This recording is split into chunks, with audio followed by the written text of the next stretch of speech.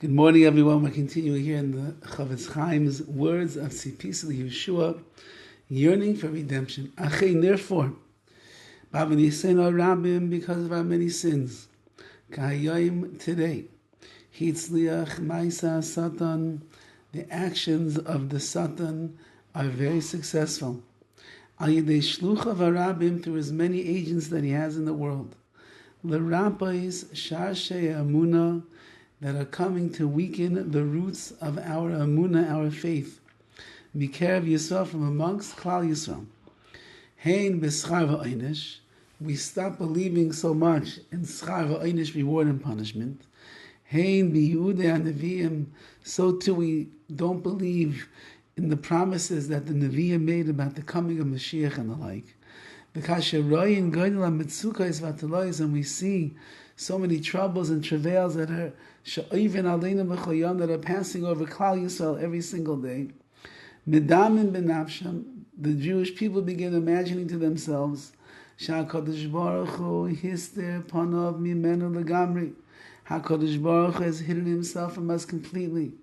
When we look at the news on October 7th and we see the destruction that takes place to Klal Yisrael, when we see the rise of anti-Semitism spiking everywhere in the world, when we see the face of another young soldier, Rahman al-Islam, that was killed in a battle in Gaza, when we hear about 80% assimilation rate in America and hundreds and thousands of children that are Rahman al-Islam leaving the derech and the pathways of Yiddishkeit, so, says the Horowitz, we begin to think to ourselves, where's Hashem? Must be that he's hiding himself completely from our nation. And in that moment they begin to despair that the Geula is ever coming. And they do not await for the Malchus Shemaim, the kingdom of heaven, at all. We said so many times over the Yomim Noraim and Rosh Hashanah, Yom Kippur, that we want to just be mesakin the world, b'malchus shakai, to fix the world up with the kingdom and the sovereignty of Hashem. And the whole world should recognize that. And that's what we are waiting for, and we are yearning for, that when Mashiach will come, everybody will know about the Rabbi Shalom. But we are lacking the faith in that as well, and we're not waiting for it anymore. Each person turns to themselves. And they're looking for Eitzah's advice and solution. Hein beheter, hein beisser, whether permitted or forbidden. How they can provide for themselves and for their household as well. The people of the generation before Mashiach is going to come have given up on the Ribbono Shel Olam. They've given up on the Torah. They've given up on the promises of the Nevi'im. And therefore they're taking everything upon themselves. How am I going to survive? How am I going to make it through this lifetime the best that I possibly can? Forgetting about all of the promises and all of the trust that HaKadosh Baruch Hu asks of us to have in the coming of Mashiach. V'yosim is even more than this. Even those people who are tamim, they're wholesome, and they're yasha, and they're straight and just, Yirei Elokim, people that fear Hashem, when they see the extent of how much people have removed the yoke of mitzvahs, of Torah from themselves, which unfortunately has come about through our many sins in today's generation. Now remember, the Horowitz Chaim is writing this, we're close to about 100 years ago. All the more so today do we see that people have thrown off the yoke of Torah and mitzvahs.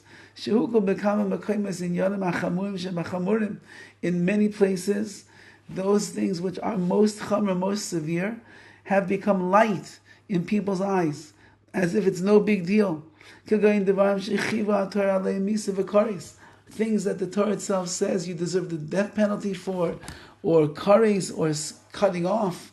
Shabbos. Many people are desecrating Shabbos. It says in the